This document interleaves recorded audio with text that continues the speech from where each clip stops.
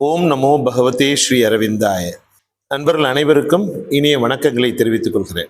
பகவான் ஸ்ரீ அரவிந்தர் வாழ்வனைத்தும் யோகம் என்று காட்டிய இந்த அற்புதமான இந்த யோகத்தில் ஸ்ரீ அரவிந்தரும் அன்னையும் நமக்கு கொடுத்த மிகப்பெரிய ஒரு அற்புதமான பொக்கிஷம் என்னவென்று சொன்னால் அதுதான் சாவித்ரி. பகவான் ஸ்ரீ அரவிந்தர் தன்னுடைய யோக நிலையில் இருக்கும் பொழுது சத்தியவான் சாவித்திரியினுடைய கதையை சாவித்திரியாக முழு காவியத்தை நமக்கு கொடுத்திருக்கிறார். அந்த காவியத்தில் அப்படி ஒரு அற்புதம் அதில் பொதிந்து இருக்கிறதாம். இந்த சாவித்திரியை பற்றி நிறைய பேருக்கு நிறைய சந்தேகங்கள் உண்டு. அதை எப்படி படிக்கணும், எப்பெல்லாம் படிக்கணும், எதற்காக படிக்கணும், அதை படிப்பதனால் என்ன பலன் என்று பல கேள்விகள் உண்டு. நமக்கு ஏற்படுகிற இதே சந்தேகம்தான் ஆசிரமத்தில் இருக்கக்கூடிய சாதகர்களுக்கும் இருந்திருக்கு. அவர்களும் நம்மளை போல தானே. அதில் மிக முக்கியமான ஒரு சாதகர் மோனோ சர்க்கார் என்ற சாதகர். உங்களுக்கெல்லாம் தெரிஞ்சிருக்கும், பிசிக்கல் எஜுகேஷன் டிபார்ட்மெண்ட். அந்த டிபார்ட்மெண்ட்டில் அவர் இருந்து கடைசி வரைக்கும் ஸ்ரீ அன்னையுடன் இருந்த ஒரு சாதகர். பல அந்தரங்க சீடர்களுள் அவரும் ஒருவர். அவரிடத்துல ஒரு தனி சிறப்பு என்னன்னா, ஸ்ரீ அன்னையோடு ஸ்ரீ அரவிந்தரோடு நெருங்கி இருந்த சாதகர். ஸ்ரீ அன்னையோடு உரையாடக்கூடிய ஒரு பெரிய வாய்ப்பு அவருக்கு கிடைத்திருந்தது. அவர் எப்பொழுதும் சாவித்திரியை பற்றி அவர் ஸ்ரீ அன்னையோடு சில கலந்துரையாடல்கள் பண்ணியதுண்டு. அப்பொழுது எப்பொழுதுமே கையில் அவர் ஒரு சாவித்திரி புத்தகத்தை வைத்திருப்பாராம். ஸ்ரீ அன்னையை சென்று தரிசித்து விட்டு ஸ்ரீ அரவிந்தர் அறையில் உட்கார்ந்து அந்த சாவித்திரியை தொடர்ச்சியாக படிக்கக்கூடியது அவருடைய வழக்கம். அப்போ சாவித்திரியை பற்றி ஸ்ரீ அன்னை என்ன சொன்னார் என்றத ஒரு அழகான உரையாடலை அவர் அழகா ஒரு புத்தகத்தில் எழுதியிருக்கிறார். அதை தான் இன்னைக்கு நம்ம இதை பார்க்கறோம். சாவித்திரியை பற்றி அன்னை என்ன சொல்லியிருப்பாங்க? இந்த உரையாடல் 1960 நடைபெற்றது. இந்த நடைபெற்ற இந்த உரையாடலை அதுக்கப்புறம் கொஞ்சம் அதை எடிட் பண்ணி 1967 ஸ்ரீ அன்னைக்கே அது படித்து காண்பிக்கப்பட்டதாம். அப்போ அந்த உரையாடல் என்னன்றதை பார்ப்போமா? எவ்வளவு அழகா இருக்குன்னு பாருங்களேன். ஸ்ரீ அன்னை இடத்துல சாவித்திரி புத்தகத்தோட போகும் பொழுது அந்த மோனோ சர்க்கார் என்ற சாதகர் ஸ்ரீ அன்னை கேட்கிறார், நீ சாவித்திரியை படிக்கிறாயா என்று கேட்கிறார். உடனே மோனோ சர்க்கார் சிரித்து கொண்டே சொல்கிறார், ஆம் அன்னையே, ஆம் என்று சொல்கிறார். உடனே ஸ்ரீ அன்னை மறுபடியும் கேட்கிறார், அந்த காப்பியத்தை முழுவதுமாக படித்துள்ளாயா என்று கேட்கிறார். உடனே மோனோ சர்க்கார் சொல்கிறார், ஆம் அன்னையே, அதை 2 முறை முழுவதுமாக படித்திருக்கிறேன் என்று சொல்கிறார். உடனே அன்னை மீண்டும் கேட்கிறார், படித்ததை எல்லாம் புரிந்து கொண்டாயா என்று கேட்கிறார். உடனே மோனோ சர்க்கார் சொல்கிறார், அவ்வளவாக இல்லை அன்னையே, ஆனால் எனக்கு கவிதைகளை படிப்பது பிடிக்கும், அதனால் நான் சாவித்திரியை படித்தேன் என்று சொல்கிறார். அப்பொழுது ஸ்ரீ அன்னை சொல்கிறார், சாவித்திரியை எப்பொழுதும் படி. அது அவருக்காக மட்டுமல்ல, நமக்காகவும் சேர்த்து சொல்கிறார். பாருங்க, சாவித்திரியை எப்பொழுதும் படி, அது உனக்கு புரியாவிட்டாலும் பரவாயில்லை. ஒவ்வொரு முறை நீ அதை படிக்கும் போதும் புதிதாக ஏதாவது உனக்கு வெளிப்படுவதை நீ நன்கு காணலாம். ஒவ்வொரு முறையும் ஒரு புதிய காட்சி, ஒவ்வொரு முறையும் ஒரு புதிய அனுபவம் உனக்கு இந்த சாவித்திரியை படிக்கும் பொழுது கிடைக்கும். முன்பு அதில் நீ காணாத பல விஷயங்கள், உனக்கு புரியாத பல விஷயங்கள் திரும்ப திரும்ப படிக்கும் போது அவை நன்கு உனக்கு விளங்கும். திடீரென்று உனக்கு தெளிவாகும்.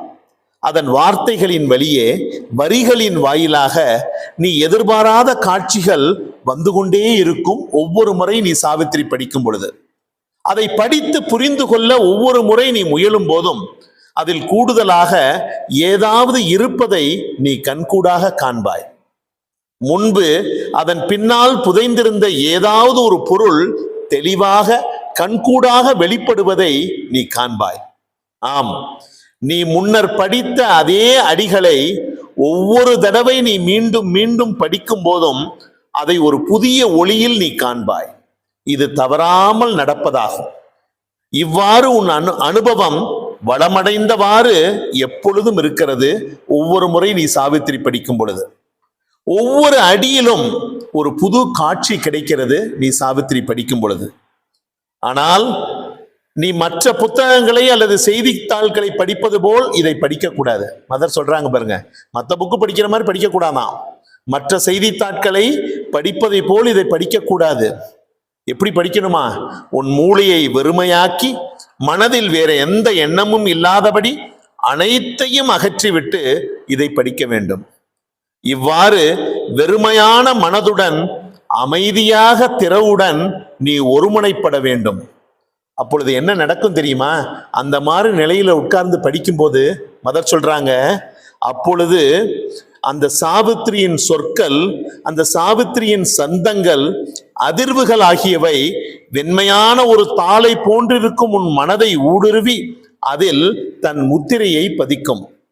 இது எவ்விதமான முயற்சியும் இல்லாமல் அவை தாமாகவே உனக்கு விளங்கும். எவ்வளவு அற்புதமான விஷயம் பாருங்களேன். எந்த முயற்சியுமே செய்ய வேணாமா, செய்யாம இதே மாதிரி உட்கார்ந்து அமைதியா உட்கார்ந்து படிக்கும் பொழுது அந்த சாவித்திரியுடைய சொற்களும் சப்தங்களும் தானாக நம்முள் வேலை செய்யுமா. எவ்வளவு அற்புதமான விஷயம் பார்த்தீங்களா? மிக உயர்ந்த ஆன்மீக சிகரங்களை அடைய இந்த சாவித்திரி மட்டுமே போதுமானதான். யார் சொல்றா? மதர் சொல்றாங்க பாருங்க. மிக உயர்ந்த ஆன்மீக சிகரங்களை அடைய இந்த சாவித்திரி மட்டுமே போதுமானது. ஒருவர் சாவித்திரியின் மீது எப்படி தியானிப்பது என்பதை ஒருவன் உண்மையிலேயே அறிந்திருந்தால் அவனுக்கு தேவையான உதவிகளை எல்லாம் அதிலிருந்தே கிடைக்கும். இந்த பாதையை பின்பற்ற விரும்புபவனுக்கு இறைவனே அவனுடைய கரத்தை பற்றி லட்சியத்தை நோக்கி வழிநடத்தி செல்வதை போல் சாவித்திரி அவனுக்கு திட்டவட்டமாக உதவி அளிக்கும். எவ்வளவு அற்புதமான விஷயம் இருக்கு. இறைவனே நம் கரம் பிடித்து அழைத்து செல்வானா சாவித்திரியை படிக்கும் பொழுது. அவனுடைய மிக முக்கியமான விஷயத்தை மதர் சொல்றாங்க பாருங்க, இதுதான் நம்ம நோட் பண்ண வேண்டிய முக்கியமான விஷயம். அவனுடைய ஒவ்வொரு கேள்விக்கும் அது எவ்வளவுதான் தனிப்பட்ட சொந்த பிரச்சனையாக இருந்தாலும் பதில் இங்கே இந்த சாவித்திரியில் கிடைக்கும். பிரச்சனையின் தீர்வு இங்கே கிடைக்கும். ஆம், இந்த யோகத்தை செய்வதற்கான தேவையான அனைத்துமே இந்த சாவித்திரியில் உள்ளன. பகவான் ஸ்ரீ அரவிந்தர் பிரபஞ்சம் முழுவதையுமே அவர் இந்த ஒரு நூலில் அடக்கியுள்ளார். இந்த சாவித்திரி ஒரு அற்புத படைப்பாகும். மிகச்சிறந்த ஒப்புயர்வற்ற முழுமை கொண்டதாகவும் இந்த சாவித்திரி. எவ்வளவு அற்புதமான விஷயத்தை எவ்வளவு அழகா சொல்லியிருக்காங்க பார்த்தீங்களா? இதுதான் மதர் இந்த சாவித்திரியை பத்தி மதர் சொன்னது. அதன் பின்பு எல்லாருக்கும் இருக்கக்கூடிய மற்றொரு சந்தேகம், இந்த சாவித்திரி எப்ப படிக்கலாம்? தினசரி படிக்கலாமா? அல்லது ஏதேனும் நமக்கு கேட்கக்கூடிய கேள்விக்கு பதில் வேண்டுமென்றால் படிக்கலாமா அப்படின்னு கேட்ட பொழுது, இந்த சாவித்திரியை எப்ப படிக்கலான்னு நாம கேட்கிற மாதிரி மோனோ சர்க்காரே கேட்டிருக்கிறார். மோனோ சர்க்காரை பார்த்து தெரிஞ்சிருக்கிறார். அப்போ அவருக்கு நடந்த ஒரு விஷயத்த அழகா சொல்றாரு பாருங்களேன். 1967 ஸ்ரீ அன்னையை பார்ப்பதற்காக மோனோ சர்க்கார் செல்கிறார். அப்பொழுது சில நாட்களில் நான் ஸ்ரீ அன்னையிடம் செல்லும் போது என்னுள் ஏதாவது சரியில்லை அல்லது என்னை ஏதாவது வாட்டுகிறது என்பதை அவர் கண்டால் அவர் என்னிடம் அதற்கான காரணத்தை கேட்பார். யாரு கேட்பா? அன்னை கேட்பாங்களாம். பல முறை அதற்கு பதிலளிக்க என்னால் இயலாமல் இருக்கும். அப்பொழுது அவர், உனக்கு தொல்லை தருவது என்னவென்று கண்டுபிடிக்க முடிகிறதா என்று பார்க்கலாம் என்பார். அவர் அந்த பிரச்சனைக்கான தீர்வு என்ன, ஏன் உனக்கு என்ன பிரச்சனை அப்படின்னு மதர் கேட்பாங்களாம். அந்த பிரச்சனைக்கான தீர்வு கண்டுபிடிக்க முடியுதான்னு பார்ப்போம் அப்படின்னு வாங்கலாம். உடனே அவர், உனக்கு தொல்லை தருவது என்னவென்று கண்டுபிடிக்க முடிகிறதா என்று பார்க்கலாம் என்று சொல்வார். அவர் சாவித்திரியை எடுத்து சிறிது நேரம் ஒருமுனைப்பட்ட பிறகு ஒரு தாள் வெட்டும் சிறு கத்தியால் அதை திறந்து ஒரு பகுதியை குறிப்பாக சுட்டி காட்டுவார். அந்த சுட்டி காட்டக்கூடிய அந்த பகுதியில் இருக்கக்கூடிய வரிகள் அவருடைய அந்த பிரச்சனைக்கு தீர்வை தவறாமல் கொடுக்குமா. அதை பார்த்த உடனே அவர் அவ்வளோ ஆச்சரியப்படுவாராம். உடனே அவர் சொல்கிறார், நான் அதை கேட்டவுடன் நிம்மதி அடைவேன். இவ்வாறு என்னையும் செய்து பார்க்கும்படி பலமுறை அன்னையனிடம் கூறியிருக்கிறார்.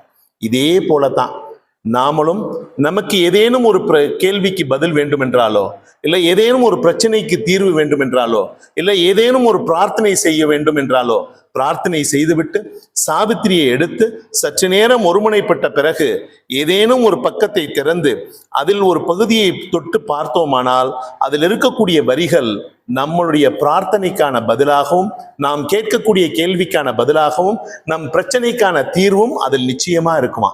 இது யார் சொன்னா? இப்ப நான் சொன்னா கூட நீங்க நம்ப மாட்டீங்க. ஆனால் ஸ்ரீ அன்னையே அதை சொல்லி செய்தி காட்டி இருக்கிறார்.